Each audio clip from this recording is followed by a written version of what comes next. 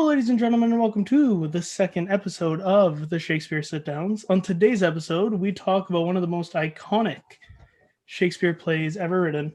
One about love, but not just about love. It's so iconic, guys, with such amazing dialogue and poetry that still echoes through our society nowadays. Not all the time, but everyone knows but soft but light through under window breaks. And so much more. Yes, it is Romeo and Juliet today on Shakespeare Sitdowns. But we have a bundle of guests that we always have on these episodes. So, how about they introduce themselves? How about we start off with Molly? Hello, I'm Molly. I don't know how much detail we're going into today. I have graduated from John Abbott College Professional Theater and have had experience with several different Shakespeare plays, both as an actor and as a designer. Awesome. Now we can shift it over to Courtney. All right. My name is Courtney. I am an actor. I've done a lot of Shakespeare work, and I'm studying English literature, so that's pretty much all I read on the daily. So, yeah. Oh, I'm so sorry. No, I'm kidding. What a shame. And how about we jump now over to Dusty? Damn, I didn't plan out my introduction. Hi, my name is Dusty Outerlays. I'm a graduate of the Jack Theater program, and I'm an actor, musician, writer. Just about anything I can dip my toes into. And last but not least, Corey. Hi, I'm Corey. I was an actor at John Abbott College, turned technician, and now I am rounding off my program in that. So who knows what I'm going to do in the future. You're going to become A God. little bit of both. Both good. Corey's going to ascend and rule over us. Just a man of many hats. That's my plan. Go back and do design now. So you've covered all. No. But thanks for the offer. Triple crown like I was going to do, and then I didn't. Well, thank you guys so much for being on. It's going to be a great time as we talk about, like I said, one of the most iconic plays that continues to shape every love story potentially that we see, Romeo and Juliet. So the first question that I had on last episode as well, basically is how females are seen in this production, because Juliet definitely goes through some shit during this production and just the play in general with Capulet and beyond. So what do you guys think about the role of females in this piece? So,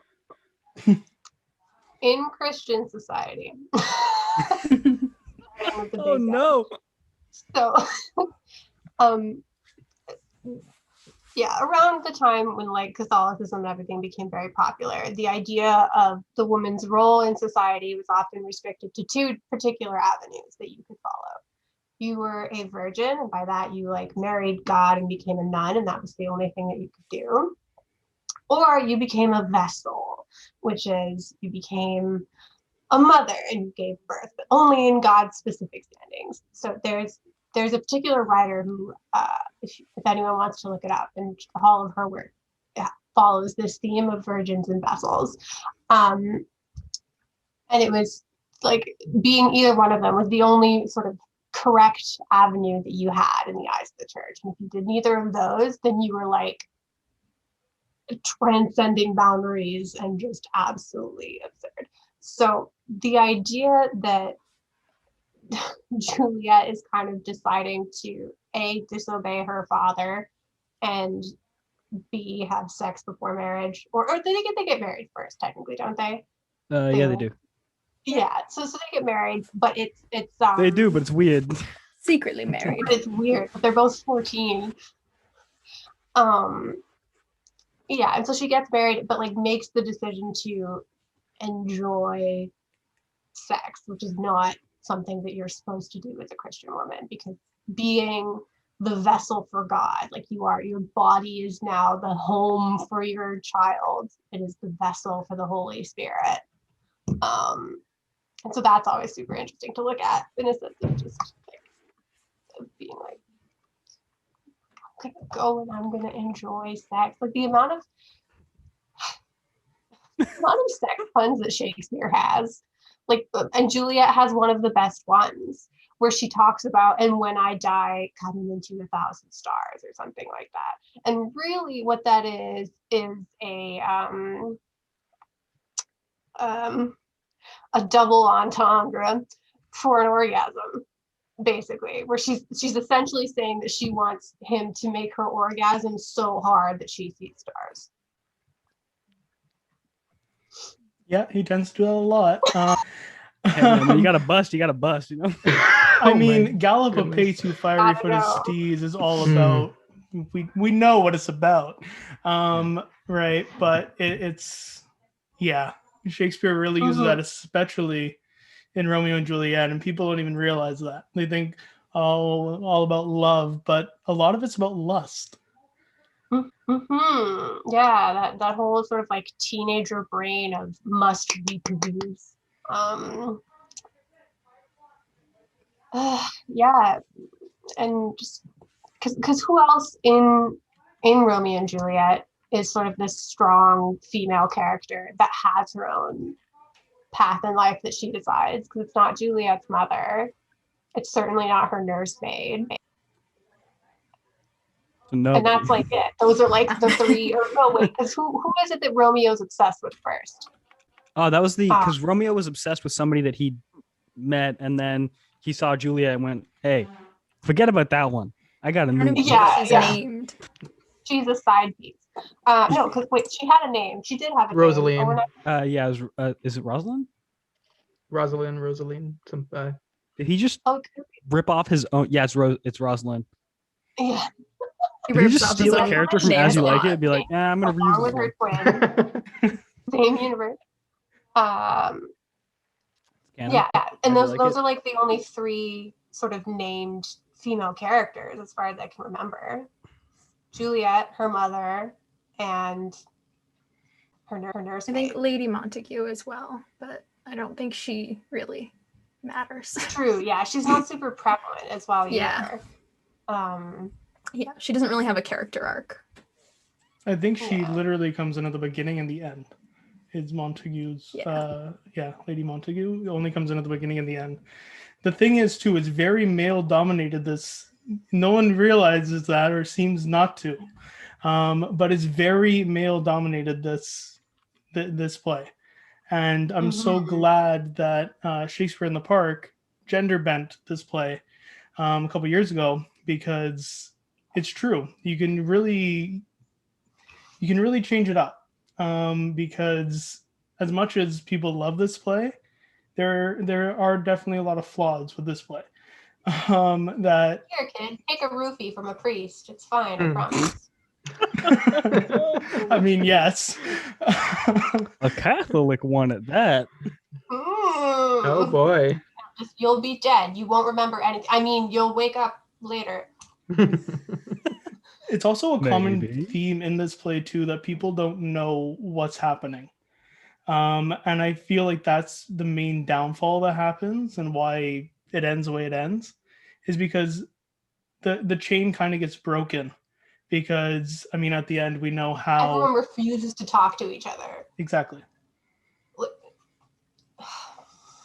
It's crazy to think that, like, especially in this time when we have to talk over Zoom and whatever, you can kind of also get lost in translation, not just here, but also in the play. It definitely gets lost in translation because no one speaks to each other formally, or right, I guess, because Friar John, as we know at the end, forgets to send the message, and really the chain of command, or the chain of speech, whatever, ends Romeo and Juliet's life. It's crazy to think that the friar really couldn't get his message across. But yeah, so what do you guys? what do you guys think of the whole, like, I guess, broken telephone aspect of this play? Dude. I know Well, it's Shakespeare crazy. does love his angsty teenagers to start. Shakespeare was like the Vampire Diaries of his day. Basically. Except now, what, like a few hundred years later, we're like, he's the best. Nobody's better than him. So I can't wait for in a couple hundred years when everybody's worshipping the writers of Vampire Diaries. But Oh, totally. Can you imagine? It's 3020. Vampire Diaries is like the epitome of 20th century like literature. It's a it's history. It's 3020 and fiction. everybody knows Damon's monologue from season 3, episode 4.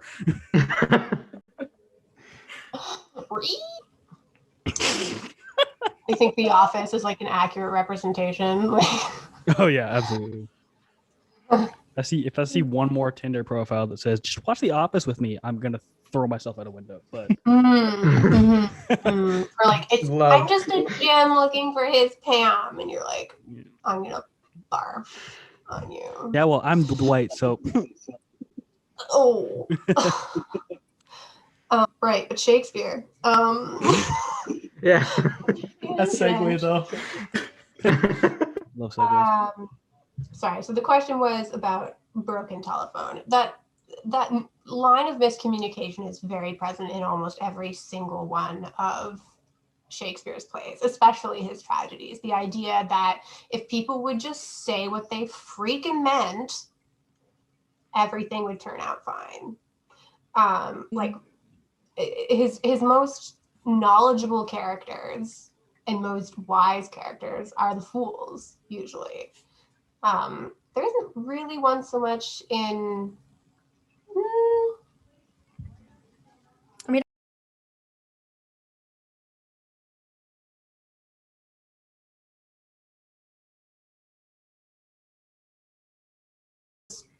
Buddy. It's Mercutio, right? Mercutio? Yeah, okay, yeah, because he also is very aware of what's happening, and he's very silly and sort of calls out Romeo on being like, oh, you loved Rosalind, and now you're in love with Juliet, hoo-hoo, and then he dies. And he's like, a curse on both your houses. A curse on both, or a plague, excuse me, for misquoting the bard. Yeah, and he's very aware. He can tell that the meeting is not happening. The communication is not working. It's the same in King Lear between him and his daughters. It is the same in Much Ado About Nothing, because there's all that sort of double speak of like, well, I don't love you as much as is necessary. It's a consistent thing. But I mean, at the same time, if you didn't have that level of no one knows what the hell is going on, then it wouldn't really make for an entertaining piece anyway, because you always need that sort of element of conflict. If everything is perfect, it wouldn't be fun to watch, right? I mean, it's the same thing with Midsummer too. Mm-hmm. Of like, hey, this fairy is gonna come in and mess with everybody's heads, and nobody's gonna question it. Like the guys are gonna be like, I got a new taste now, and the girls are like, wait, what? Mm-hmm. And that's the whole play. Wow, you really should have been there for the last episode. It would have been would have covered all the bases. Basically, if you should boil it down to that, no, I'm kidding. Yeah. Communication is a huge theme in all of his plays. yeah. But also, like in that vein, I mean, it's been a minute since I've studied Romeo and Juliet or Shakespeare in general, and I mean, I'm sure that some of my opinions, I'm just pulling them straight out of John Green's mouth from those Crash Course videos. But like, I do remember that like Shakespeare, whenever he'd write about really anything, he would always put it somewhere else, different religion, right? Because it was England and Protestant at the time. He's like, hey, these guys are all Catholic and they're from Italy, so like, I'm definitely not talking about us. Nobody calls me out, you know. This king also just happens to have the same name and several children that you also have. Exactly. What? But that whole thing of broken telephone, I think without it, the play wouldn't, like, Romeo and Juliet wouldn't be what it is without the miscommunication, without people not understanding. Yeah. And I think it relies heavily upon the idea that people have no idea what they're doing. They're just doing their best. And it keeps blowing up in their face. Fighting. Exactly. Like, it's never specified, is it? Like, exactly the reason why they argue. It's just two houses, both alike in whatever, in stature, whatever. I'm sorry. My brain is not working for quotes today. Both alike in dignity and something. But if you wanted to look at it from that context of like a political shake my whole computer, as a statement on society at the time, it could have been sort of hinting at the difference between the Catholics and the Protestants, because they're very similar. They like, it's all about Jesus. Like, you know, the Lord is your savior. The only difference was one of them could speak directly to God on their own, and the other one you needed a confessional and have someone else to read the Bible for you. Jesus is my best friend. And also, I can divorce as many women as I want. Exactly. Yes. As long as I get to behead a couple. Yo, I forgot about my man Henry. What a guy. Oh, I'd have to check like what year Romeo and Juliet supposedly sort of was released around, because I think it might have been around that same time. 1597, roughly, according to Wikipedia. So who knows? But I mean, we trust everything the internet says. Especially Wikipedia. That's how it works. By the way, did you guys know about this? So apparently it premiered 1597. It was written between 1591 and 1595.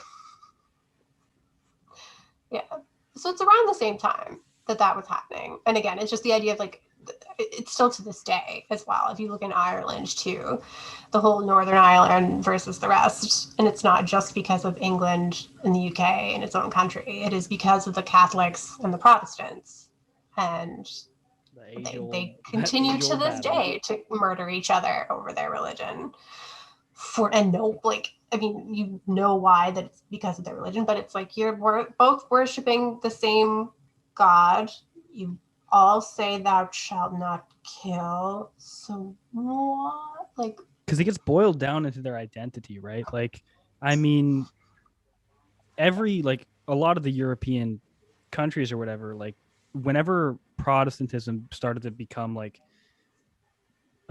sort of come into the forefront, it became this huge thing of like every country started picking sides. Like Spain, Holy Roman Empire, they're all like, no, we're Catholic. And so could it be colonialism? I mean, yeah, that too. But like, especially like in the UK itself, like the Protestantism and Catholicism became an identity. Mm-hmm. Much in the same way of like after World War II, maybe not the same way, but like in a similar vein of like after World War II, when all the European powers just arbitrarily cut up India and Pakistan and all that shit, and they're like, you're two different countries now, and they're like, all right, cool. And there's a great migration of like different cultural groups and ethnic groups just moving around, and then now there's like all this instability because, you know, powers are just like, these are the lines we're going to decide. And it's the same thing. Like those similar issues were present hundreds of years ago between the Protestants and the Catholics, being like, all right, we're going to put a line right here. And now we hate each other, and we're going to continue to hate each other for hundreds of years. And by that point, we're going to forget why. It's just part of who we are now, or like our identity. Well, the idea of like how much your particular group is valid in their leader or not. Right. Like, because that was another huge thing about the royalty in England, was whether or not the particular queen or king was a Catholic or a Protestant. Exactly. Which is why you had Bloody Mary and It everyone else kept was flipping just back like, and "Hey, forth. let's After go Henry, swap they it out." were like, hey, listen, we're going back to Catholicism. Yeah. Nah. And then you get the Spanish Inquisition, who are all like, hey, cool. So we just assimilated a whole bunch of like Muslims and Jews, but we want to see if it's real or not. So we're going to torture you a whole bunch until you say that it's not true, and then we'll just kill you. Exactly. Sound good? So yeah, I think looking at it from that lens of like all of that horrible awfulness that was going on and still continues to go on, and Shakespeare's absolute love of the wise fool that no one listens to because they assume that they're a fool. You know, that's probably the way that he kind of viewed himself as like this all-knowing kind of, I see everything that's happening with my country. I see it. And whose name is it? Like it was like a Greek epic about this woman or person who knew everything. Like it was. Oh, and Agamemnon, Cassandra. I mean, Yeah. there's a lot of prophets who get ignored because they're women. But there's one who specifically is like, she knows everything, is cursed to have no one believe her for the rest Cassandra. of her That's life. Cassandra, Yeah, it is Cassandra.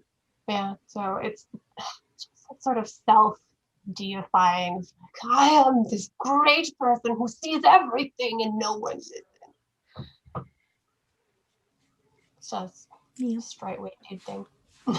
Straight weight dude. Oh God.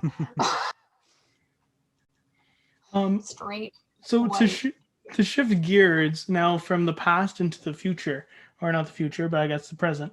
Why do you think that this play connects with audiences still now in 2021? Why do you think it's so used everywhere? I mean, there's a musical based on Romeo and Juliet that continues and is going to be streaming very soon, West Side Story. Why do you think it continues to be so revolutionary now? I mean, I think it's easy to tie in with I think it's easy to tie in with everything we've already said. I mean, this whole idea of if we'd have just talked it out, everything would have been fine is still so clear today. Like you can have a conversation with somebody, have no idea what they're talking about, especially with social media where you're reading into something way more than somebody intended, or you're reading a message, not the way that they wrote it, but because it's text, you don't understand. And this whole miscommunication thing is so prevalent in today's society. And not to mention the fact that lusty 14-year-old teenagers is still a trope that we'll have for, the rest of history and the future. And just like nowadays, I think the amount of love that Romeo and Juliet have for each other is something that's kind of very shocking these days. Like everyone talks about finding a partner who's ride or die, but also like when you start dating, God forbid that the person realize that you like them or that you want to answer them right away. Like there's that whole thing of like, oh, you have to wait for 3 hours before you answer the message.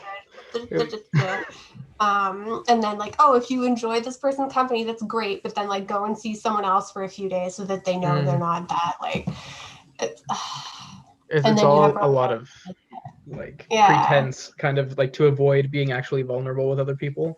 And it's funny you mentioned this whole thing about waiting to answer people, because I was just talking with my sister and one of her friends was complaining to her about how, oh, well, this guy hasn't messaged me today. And she asked, well, did you message him? She goes, no, but shouldn't he message me first? And it's this whole crazy thing of like, if you like someone, just tell them you like them.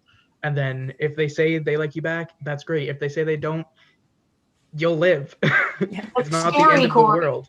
It's scary, I know, but you'll be okay. It's really not the end of the world. Hey guys, I have a question. How old is Romeo? That's a old. I'm looking. I'm skimming through things, and I'm looking at like just a character just summaries here. It And differs it's like between Juliet like, Capulet is the 13-year-old daughter. Okay, cool. And then I looked at Romeo, and they conveniently leave out his age. And then when I Generally go on his between, like, own Wikipedia page, he 20 and also doesn't have an 40. age. Wait, what? I've seen Jeez. anywhere from like 20 to 40. All right, guys, we better start tweeting. Romeo's canceled. Yeah, I think the 16. oldest I've ever seen was 43 with a 13-year-old. Like I've He's seen old as that well. actually represented. And But I mean, like, it's scary. But leaving that out of the picture. Let's just My forget about first numbers result here. says between 13 and 21, but he's typically portrayed as 16. Okay.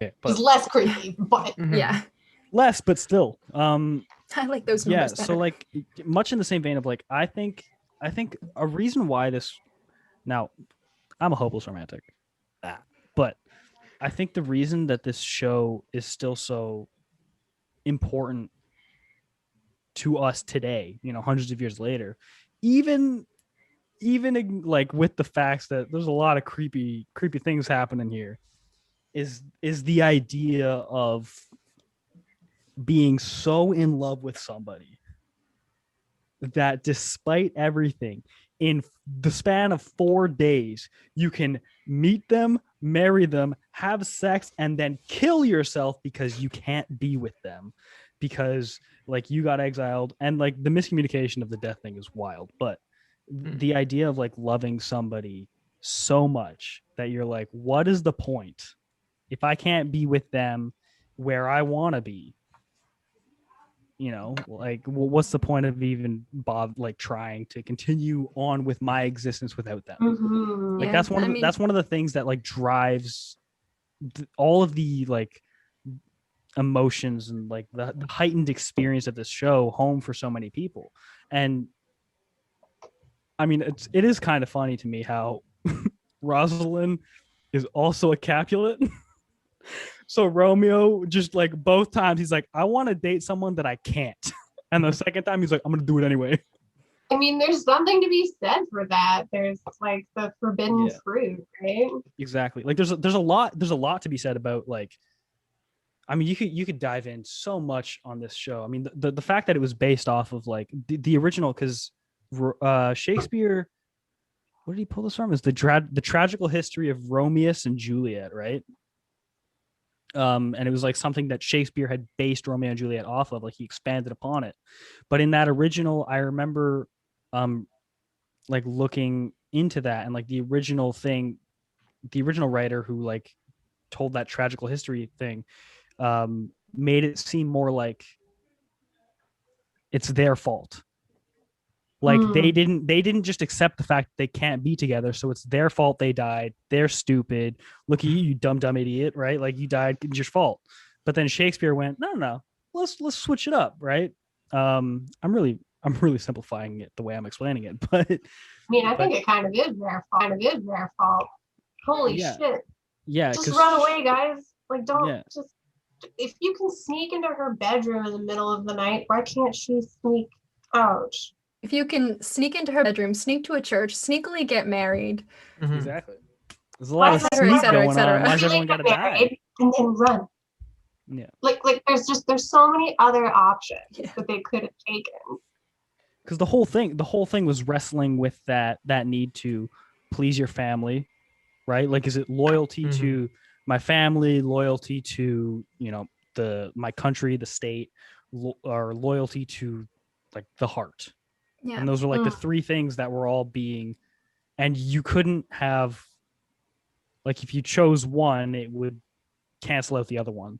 Yeah. So it was like this whole thing of wrestling with those ideals, which is something that a lot of people wrestled with, I think, in that time period, right? Especially in a time period where, there was no democracy.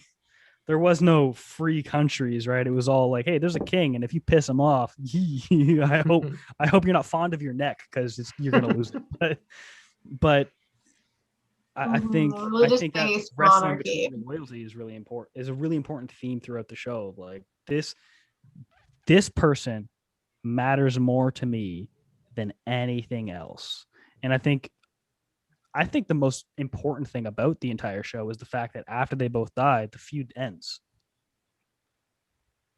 And so right? Like easily too. Like Yeah, Yeah. the families are just Literally. like, all right, you know what? We had our fun.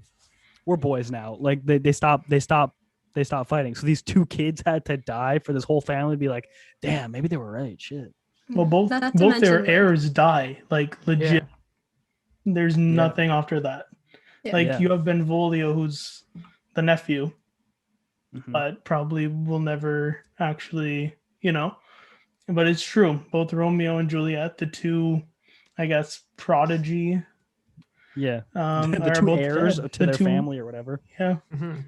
It's crazy that it still rings true to this day, and you guys are hitting it out of the park. It's an amazing play, but there's a lot of things that you can say, like, what if this changed or what if that changed? Mhm. You know what I Yeah. mean? I was skimming through Romeo and Juliet today, and then while we were talking, and I brought up Crash Course, I remembered something from Crash Course that John Green had said that really resonated with me, and he was talking about how, like, with, or at least because this is a play about, we assume, teenagers, and it's about how they can never like fully abandon or reject authority, and this is a challenge for teenagers who are often dismissed as idealistic or melodramatic, and they're stuck grappling with the intensity of their feelings against the expectations of the world around them. And he goes into a quote. I don't know if this is like a full quote from somebody else or if this is like part of it's a quote and then he says his own thing. But he said, Romeo and Juliet is a tragedy of youth as youth sees it. If you are young or have ever been young, you know what it's like to be pulled in many directions while trying to discern whether the feelings that you are feeling are brand new to you or more like flashes of lightning or an eternal ocean. And you know what it's like to want to live fully and fearlessly and maybe even a little foolishly. And the occasionally tragic thing is that you are just grown up enough for that kind of thinking to get you killed.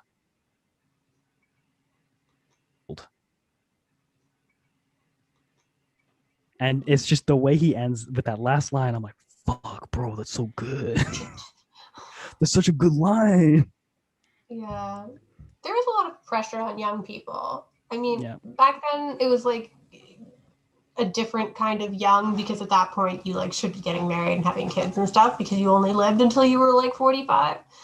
45, that's bold to Yeah. assume that Probably most a people low live till ball. 45, but that's a high ball if anything. Yeah. No.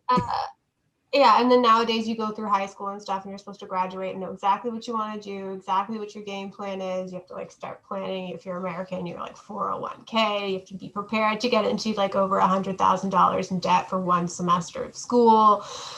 And you're just like supposed to sort of accept that. And That just is deal with all the a lot. anxiety that it bestows upon you. But Exactly. And if you make a mistake or deviate from the sort of like accepted parameters of what is considered normal, you could die because of it. Like whether it's like, I mean, if you're white, you'll probably be okay. But fair. But you could like, if you don't play exactly by today's rules, you could ruin the rest of your life and there's no escaping it. So when kids are saying like, hey, I'm depressed all the time, and people go, oh, you'll get over it, or oh, it's just a phase because you're a kid, and we're like, well, yeah, but also like our economy's tanked and there's like half of the population thinks that the earth is flat, and they also think that like the pandemic's not real and they don't believe in science anymore, and that global warming is coming and our entire planet could be gone in like 100 years. And I'm under the age of 30 and have experienced what, like 2 or 3 total economic meltdowns. Nice. Yeah, sure. I'm climbing deeper and deeper into debt and there's no way out of it. And you are telling me to just pick myself up by the bootstraps and to get over it. And that I'm being dramatic because I'm a young person. Yeah, so it's a unique perspective to see youth struggles as a youth, because you do feel like as you get older, you gain more perspective and things sort of settle down and you're like, oh, I understand now. But are you understanding, or are you just sort of settling? Like, do you no longer have the energy to resist the, like, what is it? What's the word I'm looking for? The patriarchy? Status quo. Yeah. Oh, interchangeable.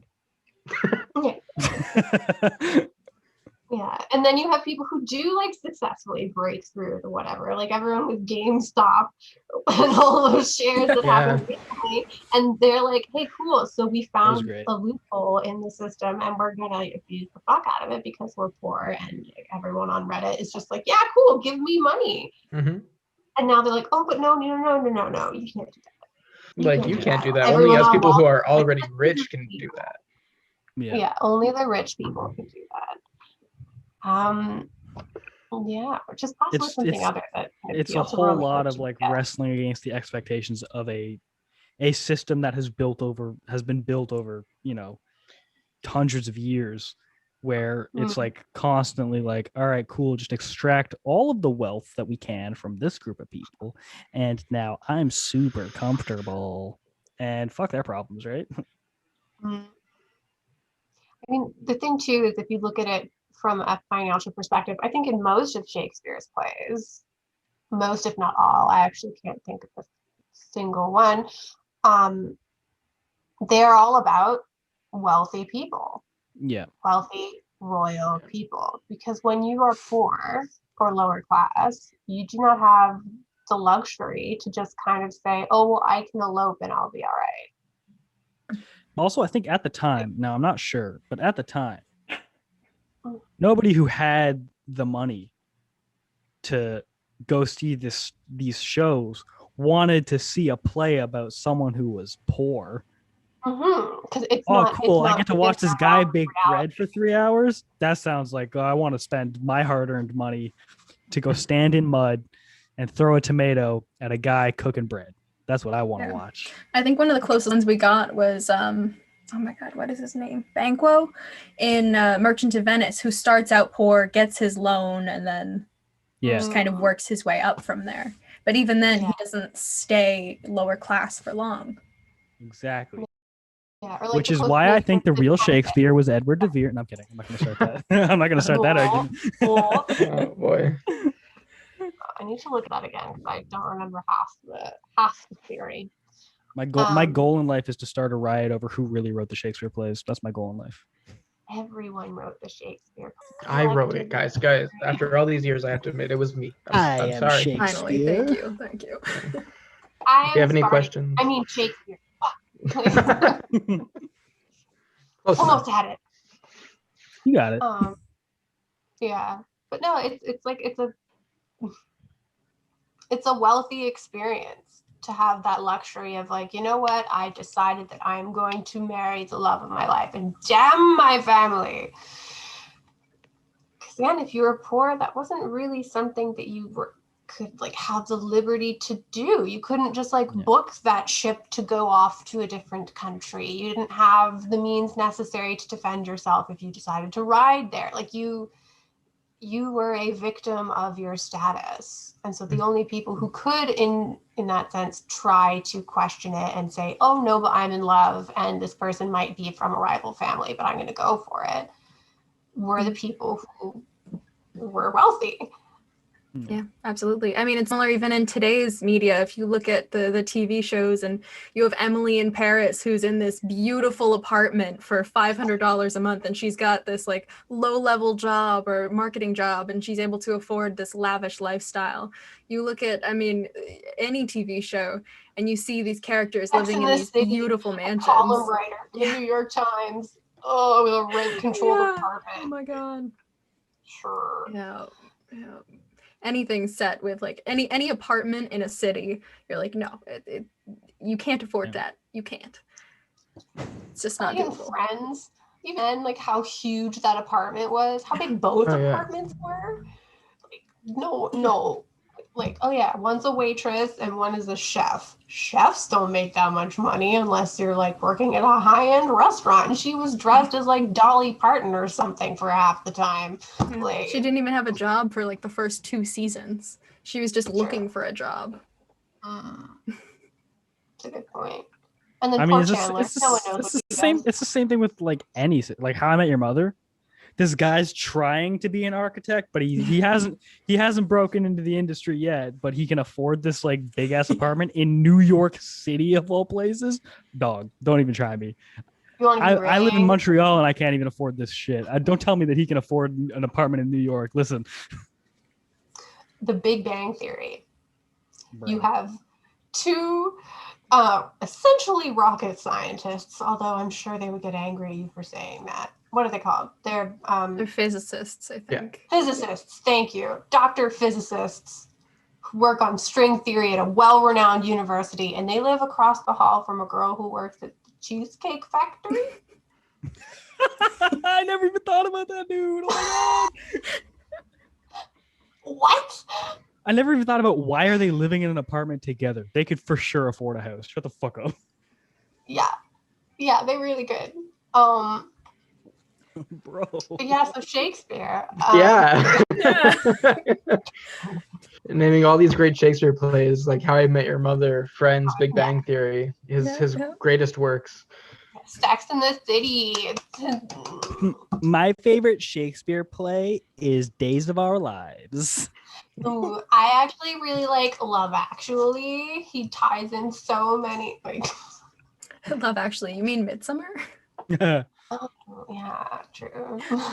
But also, okay, wait. Here's one thing about actual Shakespeare. For real. So John Green. Yeah, exactly. No. Isn't like one of the reasons? I'm not sure if this is the actual reason, but isn't there like I'm looking at it here, and was it when Romeo and Juliet? That's you still cheating, by the way, to anyone. Oh who's yeah, watching. no, I pulled up some Actively notes. looking stuff up. I wanna actually know what I'm talking about. But I knew that there is a thing like there is when Romeo and Juliet when they first meet, like their exchange, like perfectly forms a sonnet, right? Yeah. Like their first 14 lines? Yeah. Before their first kiss. Which Yeah. is I think what light from yonder window breaks? That one? I believe so. No, it's It's at the before that. the masquerade, the ball. Yeah. Wait, they kiss kiss at the ball? Yeah, I know the play, but quoting it, I can't do that yet. So, yeah, they kiss, and like their first exchange when they meet, it's like 14 lines, and it perfectly forms a sonnet. And I think like this is one of the things that makes Romeo and Juliet so important. I think is also that it's some of the most like brilliant writing in a sense. Got it here if you want. Because like direct the quote. way, sorry, I've got it. Read here it, if you wanted Courtney. a quote. hit us with that sonnet, bro. So Romeo starts it. He's talking to a serving man. It's line 42, if anyone's interested. What lady's that which doth enrich the hand of yonder knight? Serving man says, I know not, sir. Romeo, oh, she doth teach the torches to burn bright. It seems she hangs upon the cheek of night. As a rich jewel in an Ethiop's ear, beauty too rich for use, for earth too dear.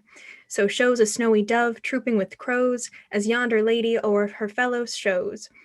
The measure done, I'll watch her places stand, and touching hers make blessed my rude hand. Did my heart love till now, forswear its sight, for I ne'er saw truer beauty till this night. Do you think that if Juliet ever acknowledged how beautiful she was, that the show would take the same turn at all? Because it's never mentioned. Like everyone else always says, like, oh, Juliet's so beautiful. She's so beautiful. I don't think she ever once says that about herself. It's all like she never looks at me and goes, damn, I'm hot. Yeah, I'm so that's hot. nice. I'm fine, feeling myself. Nobody. I think that's she more doesn't so- gas herself up, and she needs to. I think that's more a trope of the time, though, because like Oh yeah, for sure. looking at yourself and seeing yourself as pretty was very frowned upon. Like you couldn't be like, oh, I know I'm attractive. Like pride was not a good thing to have, you know? I just mean like in terms of that sense of that Juliet is supposed to be so pure and so like the epitome of what every woman sort of should be, aside from the fact that she like runs off and gets married for true love. Well, I mean, that purity is like something that was like super important, especially yeah, exactly. So if she had ever like had the audacity, like Rosalind, like doesn't Rosalind turn down Romeo because she's like, no, I'm too good for you? And she becomes like this minute character that's mentioned once, like at the beginning of. Yeah, right at the beginning, and Romeo's like, "I'll never love anyone as much as I love Rosalind." And he sees Juliet, and he's like, "Wait, who?" Girl that doesn't know how beautiful she is, and she's 13 and in her prime. God forbid she take off her glasses and see herself in the mirror for the first time. Wait, was Romeo just predicting this string of famous people just grooming underage? No. Okay, so like one of like something also like if you think about the time period, because I remember I had a history class in like high school, and our history teacher was talking about how like a lot of Egyptian royalty, it was inbred because they wanted to keep like the royal bloodline royal or whatever. And everybody in my class was like, "Oh my god, that's so disgusting." And I was the one kid in the back going, "Hey, yeah, but like at the time, like they thought that was normal. So like don't have such a visceral reaction to something that happened 3,000 years ago. Like just like listen to what the teachers got to say." Well, they did that with Cleopatra, because there's all of this talk about Cleopatra being so beautiful, and she, like, you know, seduced Caesar and seduced Mark Antony and stuff with her body. And there's like the school of thought that she was actually just really, really smart, and they were saying that she did it with her body because they didn't want to be portrayed as having been swindled by a woman, getting outsmarted by a lady. Yeah, and at the time period, especially like around the time like this was written, this would have been performed, romance was like, or at least within nobility, was very centered around like the whole like the purity and like nobody was expected to actually like physically touch each other, right? It was all like, "Oh my god, I want you so bad," until you get married. Then you can do then you can do something. It was all in the eye contact, intense eye contact. But like that was like a huge thing, and I think that's like another example of like even in because if you look at the first, like at the very beginning of this play, like this could have been a comedy. Like at the start, right? Like except for the fact that, and I think this is why it's not a comedy, is because Romeo and Juliet had sex. Because if you look at Midsummer, nobody had sex, right? But it was a lot of like miscommunication and people being like, "Hey, I really like you. I want you so bad." But like none of the lovers themselves, I mean, had sex. Like the fairies. Let's not get into the fairies, but the lovers themselves, which were like the point of it all or whatever, like they didn't like defile themselves or whatever. Right. And so like that didn't take a tragic turn. Whereas I think people were so obsessed with the idea of purity in God's eyes, and like religion was such an integral part of everyone's lives at that point in time, that I think that's one of the reasons why it went like it was so it became like if Shakespeare's play does not end immediately after the wedding, it's a tragedy. Exactly. Gonna happen. If it doesn't end immediately after the wedding. Yeah. I mean, I think the irony with Midsummer too is that you have that whole part of the play where they're talking about Pyramus and Thisbe. And Pyramus and Thisbe, I don't know if you guys know, but it's the Greek equivalent, like the Greek mythology equivalent of Romeo and Juliet. And so you have that, like you said, it literally is part of the comedy. The entire show itself is so comedic until the very end. Yeah, where you're like, oh no. Like, they're dead now. Damn. I wanted this to work. Oh. Bro, if you just waited like just a little longer, he would have woke up. Oh no. Or if you just like run away. But I mean, no, you had to let your parents think you were dead. Yeah.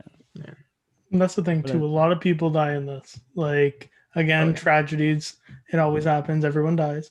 But there's one bystander that lives, Benvolio. Legend. Legendary. What a guy. But Harrods, Mercutio, Tybalt, Romeo, Juliet. The amount of people, the youth that dies in this is crazy. That's like the big thing of most of his tragedies is like every single main character will die except for one. And it's usually the one who was like a coward to begin with. And then they sort of Wasn't it through in Hamlet? submission In survive. Hamlet, wasn't it Horatio that lived? Yep. Where he's just sitting in this courtroom, just full of dead bodies, and some military guy comes and goes, "What happened?" And Horatio's like, wow, this Yes, crazy I'm story. king now. Yeah, in Macbeth too. King Lear. It's the Duke of. I wish I had a chandelier in my room so that, as you said, Macbeth, I could have just dropped it. Oh, well, we're not in a theater, so it I doesn't mean, matter. hang on, I got you. I can't. Hey. Oh boy, oh boy. But yeah, no, I just Googled it quickly, and Romeo and Juliet is the 5th highest body count murder ways of I Shakespeare play. can I had to form clarify. intellectual sentences, murder ways, yes. In, that way. Murder-wise. Of any play, yeah, murder wise. Thank you. After Macbeth, Hamlet, King Lear, and Titus Andronicus. So really, like, King Lear. it's up there when you just murder 6 people. Like Oh my it's God, so yeah. many people die in Lear. Holy shit. Yeah. I'm surprised Macbeth isn't higher. Like I thought it would be because there's. Yeah, they didn't Like, count any of all the of- soldiers in this list. Did they count Fair the enough. dude's family? They count 8 dead total. I mean, to be Yeah, fair, no. when half of your cast dies, that's a pretty high kill count. Yeah, They because only- in King Lear, it's the king, the fool, the Duke of Gloucester, One of the brothers, all right? 3 of his daughters. Yeah, this list I think is only counting named characters, Right. Oh, like that's named fair. and showing. If not, yeah, Hamlet with the whole war, not Hamlet, Macbeth The with war. the war. Macbeth with the war would be at the top. But yeah, named characters, Romeo and Juliet is still ridiculously high for a love story too. Because if you look at all the other ones, they're not exactly romantic in nature. Right. Like how toxic is that idea that Romeo and Juliet is like the epitome of what most people consider to be a true love Yeah. story? Of like Yeah. that you have to sacrifice your entire life and die for this other person, and that's That's love. love. And it's I don't know. I could not. I mean, I don't know. I I'd think much there's rather have parallels a there. relationship like Beatrice and Benedict Cumberbatch. No, what's his name? yeah, like Hamlet and his mom. Benedict. It is Benedict. There is a Benedict in there. Yeah, Beatrice and Benedict. I never heard that. Wishful thinking. I mean, as much as they start out as like weird kind of enemies, like, and then they still have this weird sort of awkward, like, I don't know how to express myself kind of relationship, which is more charming than hey, I met you 4 days ago, take a root from a priest and then stab yourself, and I will also eat poison. Got him. Yeah, I think Like- at least today, at this point in time, as people read these plays from hundreds of years ago, they there's aspects of it that resonate with them, and then aspects of it that they're like, well, let's just leave that out because I don't want to think about that part. That doesn't resonate with me quite as much. So like I think there's aspects of the play where like there's the people who are like hopeless romantics where they're like latch onto that part of like the what let through yonder window break and Romeo, wherefore art thou Romeo, where they're like these amazing romantic speeches and like just the way that everything is so intricately worded in these moments where they're declaring how much they love each other and like even throughout the play, like a huge theme is them just wanting more time, right? Because isn't one of the things that like after they like, you know, sinned or whatever, after they committed sin. They were married. Right. Yeah. Well, it was sin to everybody else because they weren't supposed to be married, but like wasn't it like was it Gallop apace, you fiery-footed steed? What is that quote where she was like hoping that the night would just last longer so they could just stay together longer? Like the whole like every time they're together, it's like I just want to be with you for as long as I can. I just want to be around you, forget everything else, and like ultimately that leads to their death. I mean, they're together forever now.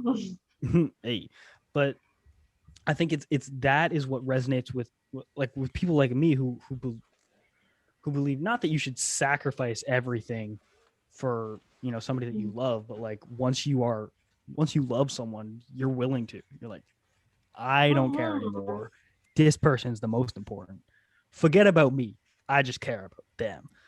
And I mean, maybe that is selfish in a weird kind of like if you look at it way, but selfish in the sense that like you are so invested in this person that they're all that matters because that's how you feel. It's a weird like thing. I don't know, but like that's what resonates with people who understand those emotions and like feel those emotions like at a heightened level. And then there's the aspects of the play where everybody's like, hey, she was 13, that was weird. And then everything else is like people I don't care about everything else. That's too weird for me. It really is like what aspects of this piece of literature resonate with you, and if that can bring you in and connect you to it so that you can actually like feel whatever it makes you feel. I don't know how else to word that. But again, like the eternal sort of crux of any piece of entertainment is that there has to be conflict. Yeah. But at the same time, especially like in most of Shakespeare's plays and most sort of romantic cinema, is sort of re-ingraining this issue that love has to be hard. There's never like, wow, I've met you and now everything in my life feels so easy. And if it is that way, then there's always something else after. Again, if it's that easy and it's just like, hey, cool, we met, I love you, done. Play ends there, the play ends there, and it's a comedy. And if that doesn't happen, then it becomes a tragedy. And it's love is never easy. And I think that is something that I think that's reinforced by the fact that like communication isn't easy, right? Yeah.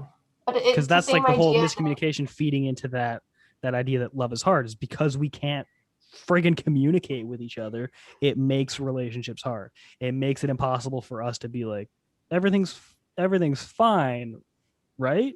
Because nobody's asking that question. They're just assuming, and they're like, oh wait, she was kind of dry today, so I'm gonna just not talk to them for a week and hope that I'm gonna give them space, and then a week later you're like, hey, everything good, and then they've just forgotten about you. You're like, oh wait, maybe I shouldn't have done that. Wait, what? Yeah. But it's like, does your love still matter if it wasn't a struggle? Which is, I think, something that people struggle with their art as well, is like, if I did not have to struggle to make my art, if I was not this sort of hopelessly tragic artist, if I don't eat an actual bear heart, I'm not going to get an Oscar for Revenant. And and I wish it wasn't like that. Like, that people didn't think that falling in love and maintaining a relationship is supposed to be a difficult thing. Like, sure, everyone has their arguments and stuff, but I don't think at the end of the day that you do not need a tragedy to be the basis of your relationship with someone, or with many people, because again, that sort of heteronormative idea of only being with one person doesn't work for everybody. I'm just like you should not have to struggle to be like in love, or just to be happy in general. Or just to be happy, exactly. You do not need to earn happiness. Yeah. You do not need to earn quality of life. You do not need to earn like just existing. You don't need to prove your worth as a human being. You exist, therefore you have value. Point of view now. You should not be struggling your entire life.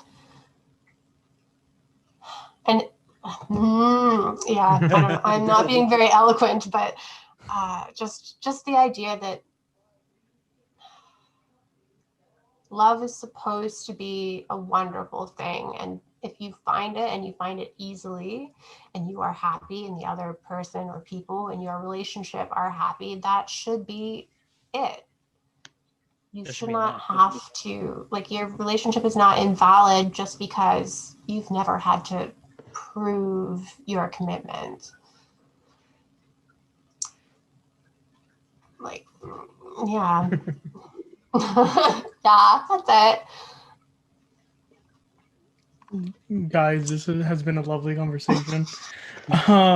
Where you guys, like, it's true. It really, it's not an easy play to talk about because, guys, it goes everywhere. And love is a complicated thing, as you can see with this play. But before we go, because we only have a couple minutes left, what is your guys' favorite line or quote before I say goodbye on Shakespeare Sitdowns episode 2? I know, very hard. It's an amazing piece of art, but what's your favorite quote? You guys can go first. I need to look up the exact. Hold on, let me pull up Google real quick. Yeah, everyone's like, let me look it up. I know what mine is vaguely. Go ahead, Courtney. Oh, I'm a sucker for romance. I really love Juliet's speech. Juliet, I will. Oh gosh, hold on. I know this quote. Molly, you go. I'll try and remember it. Fudge. I don't have any direct quotes that I really love, but I do really enjoy Mercutio's last gasp, like his sort of exit monologue is really good. And again, just sort of like this idea of I see you and I see how shit this is going. And then of course all are punished. That is, yeah. Courtney's a sucker for romance. I'm a sucker for like a really gut-wrenching, if I told you so, to stop picking at it. So. Mine is the deny thy father, refuse thy name, or if thou wilt not be but sworn my love, then I'll no longer be a Capulet. Because in that time, it's such a big deal. She'll give away her family. She's decided. She's sure. She's in the heat of the moment too, of course, but she's willing to give it up all to be with him. I'm a sucker for a little romance. Both very good picks. Corey, Dusty, have you guys came to a consensus yet? 2 minutes.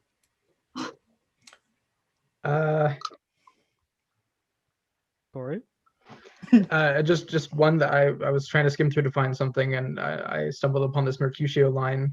If love be rough if love be rough with you, be rough with love. Prick love for pricking and beat love down. It just kind of, to me, speaks to what we were just talking about. Actually, there's no reason for love to be difficult if love's treating you difficult. Just kind of say, hey, I'm the one that this is about me. Be selfish for once and say, like, this is what I want. I'm going for it. Don't let this mysterious love kind of be in control. Yeah. Mine's gonna sound pretty basic. But I think my favorite quote is but soft what light through yonder window breaks, it is the east and Juliet is the sun. Because I think for me at least, it resonates heavily with me how Romeo is just like my universe revolves around you. You are everything to me. And like that just rips my heart out every time. No, I get you. And honestly, that scene has some of the best poetry, I think, in Shakespeare. And yeah, mine is also that plus "'Tis Torture, Not Mercy" because that is heart wrenching. That one fucks me up a lot. That's a good one. Damn. Thank you guys for being on, Absolutely. and I hope you guys had some fun. So before we end off, I always put a quote, and this one is going to be, "A gloomy peace this day doth with it bring. Come, let us hence to more talk of these sad things. Some shall be pardoned and some punished. For never was heard a story of more woe than this of Juliet and her Romeo." Goodbye, guys. We'll see you on the next one. We talk about Macbeth.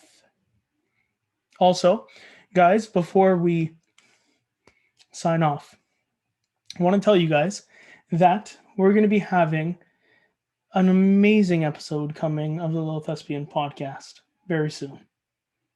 So, hope you guys have enjoyed this episode. Thank you, Courtney, Molly, Corey, and Dusty. It was great talking to you guys and diving deep into one of Shakespeare's most beloved and amazing plays.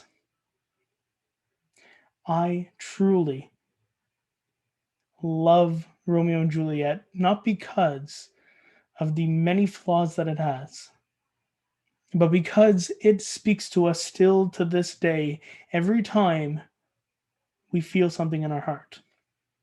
Why? It's simple.